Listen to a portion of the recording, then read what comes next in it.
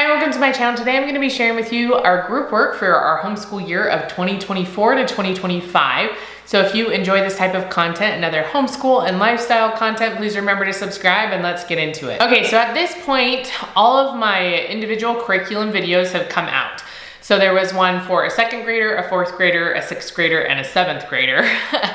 And so if you want those, I'll link them down below. You can also just find them on my channel. They should have come out right before this video. Today I'm gonna go through our group work, or kind of like our family subjects, the things that we sit and do together. Sometimes it happens the very first part of our homeschool day. Sometimes it's in the middle. Occasionally it's at the end, not very often. Like right before lunchtime would be the end of our school day for us, but it happens at some point in the morning. So I'm gonna share those subjects with you and just kind of go over what the plan is for next year. It doesn't always go according to plan, but just kind of what I envision it's gonna be like. Okay, the first thing is scripture study. If you've been around here, you know that I'm a member of the Church of Jesus Christ of Latter-day Saints. And so our scripture study for the fall is gonna be the same as it was the first half of the year, which is the Book of Mormon. So our church rotates every 4 years. They study a different book of scripture. And so last year we studied the New Testament, the year before we studied the Old Testament, and the year before that was the Doctrine and Covenants. So next year will be the Doctrine and Covenants, but it's by calendar year. So from January to December. So on Sundays, all throughout the world, we're all studying the same things. So our scripture curriculum won't really change until January. So I'm just sharing the same things we've already been using. So my kids each have their own little Book of Mormon. And then this little book is from the Redheaded Hostess. We really like her stuff. These books are separate from, she has an online subscription. And there's a few things that overlap from the online subscription and in the book. So if you don't want to do both or whatever, we were just trying it out this year. I've done her online subscription for a while and I really like it. And so I'll print out little things for me as reminders for the week of what we're studying. And then also some little posters that I can put on the table and my kids will read while they're eating breakfast or lunch. And it just gives us some discussion topics. I also have these primary scriptures that we read. This one is just the middle part of the Book of Mormon because these are simplified illustrated versions. And so we just barely started this one. I pulled it out and my kids were like, that is humongous, because the last one was pretty small. So that's what we're doing for scriptures. And then the next thing that we kind of all do these things fairly quickly at the beginning of our morning basket time. We'll do scripture study, and then we do journals, sometimes not in that order. Sometimes journals go first, especially if my kids are finished with their other work, they'll do their journals first. So we've been liking these ones. They're kind of dirty because they're getting old. So this is one question a day for kids. And my kids, I think, are starting to get some overlapping. Yes, so right here, I like how it just says yes. Would you want to live forever? The answer is yes, no elaboration. But I like it because there's 3 years and you fill in the year. And so you can write in the year you're at, and then year after year, they're answering the same question on that same date. And you get to see how their responses change. Sometimes they don't, sometimes they still just write yes. But it's kind of just a fun idea. And then I had these for a while, but recently we started using them again, trying to at least, because we were struggling a little bit with being grateful and just kind of nitpicking everything. So this is just a 3-minute gratitude journal. And these are both off of Amazon. And so they just go through, write what they're thankful for. Sometimes we have them just think of the last 24 hours, because we're usually doing this in the morning. And so it's okay, what are you thankful for today? And they're like, I haven't even started the day yet. And I'm like, just think about the last 24-hour period. And then they can mark how they feel. And then a person that brought them joy today and things like that. So we've tried to be a little bit better, at least at filling out 3 things they're grateful for. And then something else we do in the morning is mindfulness. In the past, we've used a lot of just simple mindfulness books, like Breathe Like a Bear. We have another one, Peaceful Like a Panda, I believe. I thought I had brought them out, but I don't see them on my mess of books of a table. So we might still do those a little bit. We've gone through them several times over the last couple years, and they're just short little breathing exercises to help with mindfulness. But I thought also I have a lot of yoga mindfulness type books. So we might start working on this and maybe work on a few yoga poses during that time. Or these are just a couple that I grabbed real quick. Read What Does It Mean to Be Present, and just go through a few of these books together just to change it up a little bit. Maybe I'll even do something like if I find an app or like on YouTube or something, do something like that. Just have them do a little bit of mindfulness in the morning just to try to help them learn how to develop coping skills. And you know, we all need to work on that. I need to work on that. When we're frustrated, we can take a few deep breaths and try to like restart and be okay. The next thing I wanted to mention is science. So we do science together, and we do it Monday, Wednesdays usually. And we've been doing The Good and the Beautiful. Sorry, I have like this massive stack. Oh, here's these books. I buried them. No wonder I couldn't find them. If you wanted to see what they look like, again, they're off of Amazon. They're buried under this huge pile of science. And the Breathe Like a Bear one also. So those are also off of Amazon. I'll link them down below. But sorry, I'm shaking the whole table. So I picked out 5 science units. I think we had 4, and then I had bought one just a few months ago, the chemistry one. So we have 5. Chemistry is a little bit longer, and so is another one, the mammals one. So I don't know if we're gonna get through all of those. These are all the Good and the Beautiful science units. We've been doing them for the last few years. We really like them. So the first one we're gonna do, well, I don't know if it's the first one. I haven't decided what order we're gonna do them in yet. And so I'm just gonna hold them up and show you. But one of the options is Wonders of Energy. So I have this one. And then I showed this in the Good and the Beautiful haul a few months ago, but I had a whole bunch, like I have 3 of the 3rd to 6th grade workbooks, which I really like. These student workbooks, they're helpful. And so my oldest is gonna be in 7th grade. And so I got him the 7th to 8th grade ones. So I think, you know, they just have a little bit more in depth, which might not be good for him, we'll see. And then in the book itself, when you're going through the lessons, at the very end, it will have extension activities you could do for those 7th and 8th graders or older kids, or just even more advanced kids that maybe need more of a challenge. And then I get the readers to go with them. So this is the energy questions and awareness. And then I haven't opened these, but this has 2, I think, picture books in it that you can read as you go through the units. So that's one of the options that we have for this next year. And then the next one is weather and water, which just sounds super fun. Again, I got the 7th and 8th grade, and then have the 3 through 6 for my other kids. And then the books that go along with this one as well. And then we're gonna do the mammals one. Again, this is one that is a little bit longer. I feel like these books feel heftier, and as I like whack myself in the face with them, but this book feels bigger. I actually feel like I looked at the units, and so it has 14, which isn't crazy. Like, it's not much longer than a lot of the science units that they already have, but the book just feels thicker. So I don't know if there's a little bit more reading, maybe there's more games, I'm not really sure. If you want to know throughout the year how all this is going, how we're liking each of the science units, you can look for my quarterly reports, because that's where I'll talk more about how we're enjoying it or how it's working. So we're doing that, books that go with that one. And then chemistry is technically for 5th to 8th graders. So I have a 4th grader that should be advanced enough to be able to do this.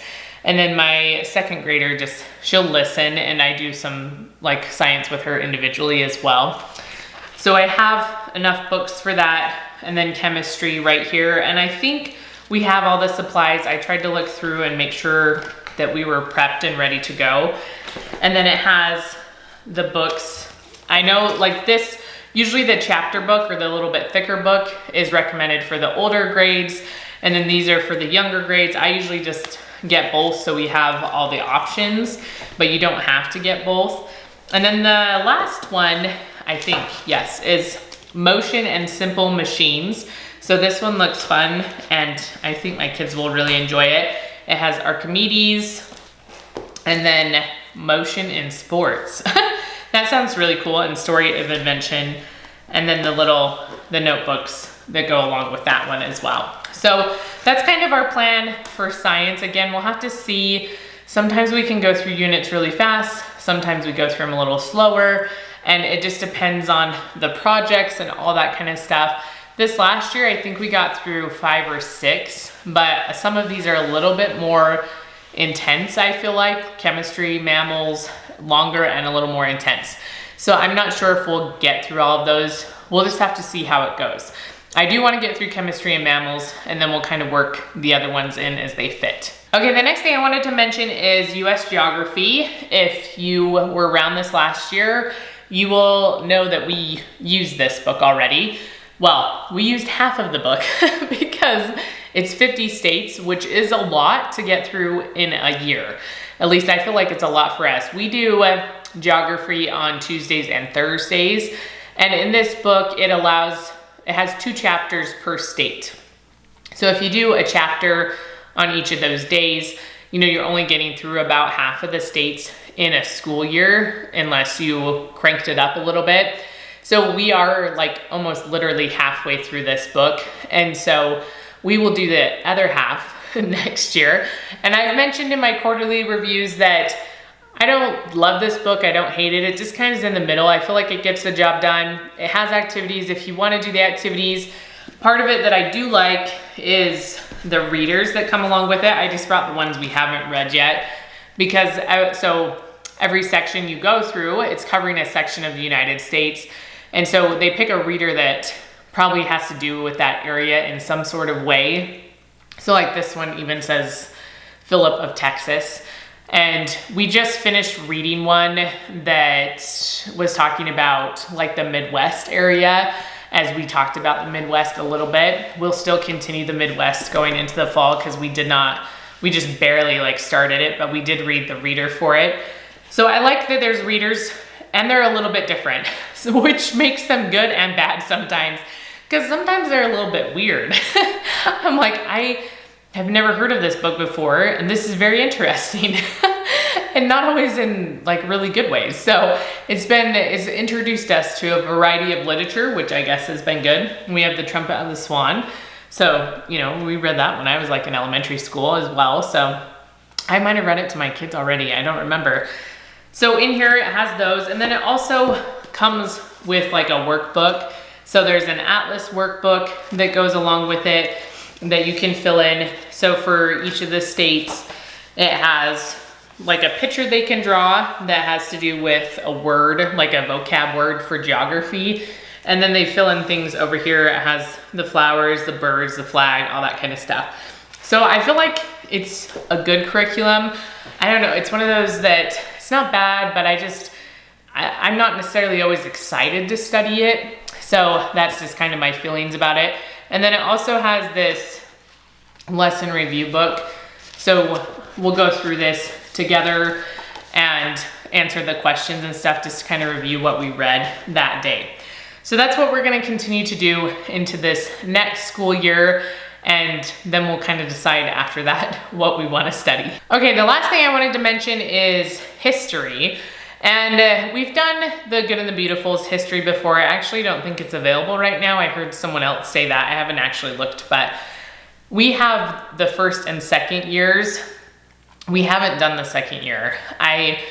Again, history, like geography, I don't know. I love their science units, and I just wish all science units could be like the Good and the Beautiful, and then all geography and all history could be like the Good and the Beautiful. Sorry, my voice is gonna cut out. And yeah, then I would be a happy person if they were all just like that. I think it's really hard to find, like so many history things are just they're so boring, to be honest. They're just really boring. And I don't want to study them. I'm like, oh, and I'm here reading it to my kids. I'm not excited about it. They probably can feel that I'm not, so why would they be? So I decided this year, we didn't do really any history last year. I particularly like to learn history through historical fiction or just learning about events throughout history. So Jessica from the Waldock Way on her blog has some like mini units for people or for events throughout history, or like, what is this thing? You know, like, what is the Titanic? What is Pompeii? And that kind of stuff. So I picked some of those units. We already have the Twin Towers one and the Titanic printed out. And we did a little bit with the Twin Towers last year, but we'll probably continue it. So I printed those out. They're $5 per unit or whatever. And then I think if you buy 5 or 4, you get one free. And so I picked some. This is Hurricane Katrina, Mount Everest, and I've become obsessed with Mount Everest recently. If you are watching Brooklyn and Bailey, they're already done at this point, but not Bailey, but Brooklyn. Here, the McKnight sisters and Mindy McKnight all hiked to base camp. And so they were putting updates like on their Instagram and stuff. And it was like crazy and cool to watch. I don't ever want to do, I love hiking. I don't have a desire to do that. I have a desire to do some hard hikes, but not that one. So I'm like, oh, Mount Everest. And I have another like book for me just to read about Mount Everest. So I recently have just become obsessed with it. There's the San Francisco earthquake, which I did read a historical fiction book about this recently. And then Pompeii right here. So those are the ones we're gonna study. This one just makes me laugh every time I see it, which sounds horrible for Hurricane Katrina, but let me tell you why. So I was in my first semester of college, I believe, when this was happening. And, you know, I was out in the boonies at a small college and was in roaming, digital roaming, if you even remember those days with a cell phone on digital roaming. And so I didn't talk to my mom very often because it was too expensive. And I only had like 300 text messages a month. So I would talk to her at night or on the weekends. And again, just not very often. And so, you know, the internet's kind of spotty. Like you didn't have as much access to media stuff as you do nowadays, where it's kind of just thrown in your face all the time. And so my mom I was talking to her and she's like, oh yeah, Hurricane Katrina is coming through. My sister's name is Katrina. And she was a difficult teenager. And so she was in her teenage years at that time, and I was like, oh, is that what you're calling her now?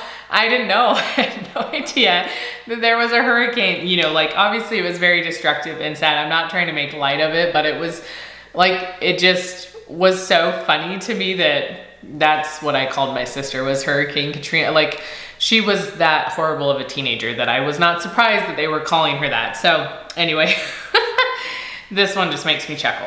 So enough with that little tangent, but inside of this, it has some book recommendations. And if you have like the PDF, you know, once you bought it, then you can just click on them and it will link over to Amazon. It has some YouTube videos, some Pinterest stuff, games, if there's options for games or shows, and there's some additional resources. So I actually did go through and get a few books and games using some of our charter school money. We're part of My Tech High. And so I used that to buy a few things already, and then we'll see in the fall what else we might need. And I don't have an exact plan for how we're gonna work these in. I need to kind of see what day they will work best, or if we just have a little bit less work sometimes.